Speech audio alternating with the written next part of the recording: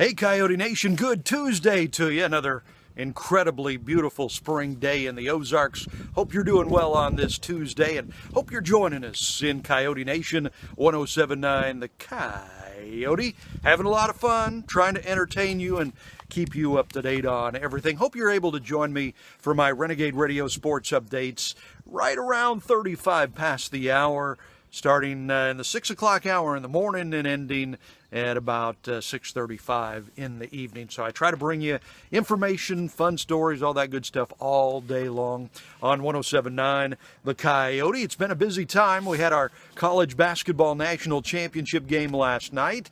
Virginia beating Texas Tech in overtime. That was a good game.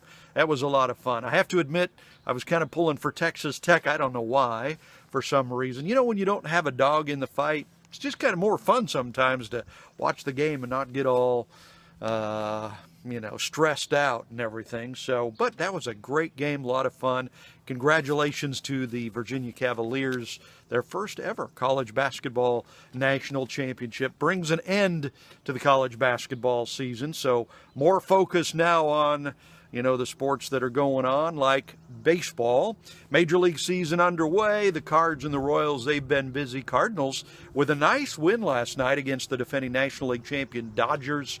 Good win for the Cardinals. They really, I think, needed that to kind of help boost their confidence. They've been a little iffy to start off the season and still kind of getting their legs. So the Cards beat the Dodgers. They're now 5-5 on the season. Tough times for the Royals. Wow, they lost their 7th straight last night, got beat up by Seattle, but there is a bright spot. Whit Merrifield, he's got that hitting streak going, and it is up to 29 games now. That is the second longest hit streak in Royals history, behind George Brett. So if he gets a hit tonight, he'll tie the team record. So good luck to Whit Merrifield there. And interesting other story, too. Baltimore Orioles slugger Chris Davis has set a new major league record, and it's not a record that he wanted to set. He is now 0 for 49 in his last 49 plate appearances. Not doing too well at the plate. That sets a record for position players. That record previously was at 46, so he's gone way past it at 49 now. That's kind of a tough one. That's got to be kind of tough for him to handle, especially because he gets paid a lot of money. I mean, he's got I think it's a $161 million contract, so he's getting paid a ton of money, not getting too many hits. And he's a really nice guy. I got to know Chris a little bit when he was a Texas Ranger, and really, really nice guy, but 0 for 49. Wow, those Oriole fans are probably giving him a lot of heat. And interesting story out of the AAF, the old Alliance of American Football, that league that tried to start up right after the NFL season. And then they had to suspend operations last week after 8 games. Well, more stories are kind of coming out about that, and it's not pretty.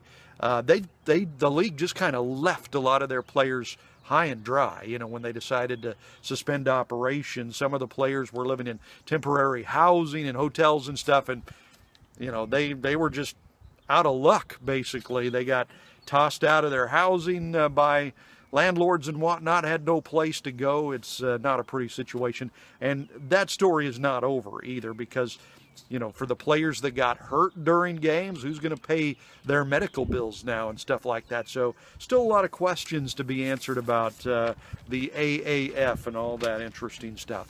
On this day in sports history, it was in 1912 on this day, they played the first exhibition game at Fenway Park, right? The Red Sox against Harvard, interestingly enough. 1925 on this day, Babe Ruth had to be hospitalized. He had ulcers, big ulcer problems. In fact, just a couple of days previous, he'd passed out on the field during a game. So he had to go to the hospital, be hospitalized on this day in history. So the Babe Ruth, a lot of stress being Babe Ruth, apparently. Great quote of the day today. Love this quote of the day, which is, "An athlete cannot run with money in his pockets. He must run with hope in his heart and dreams in his head."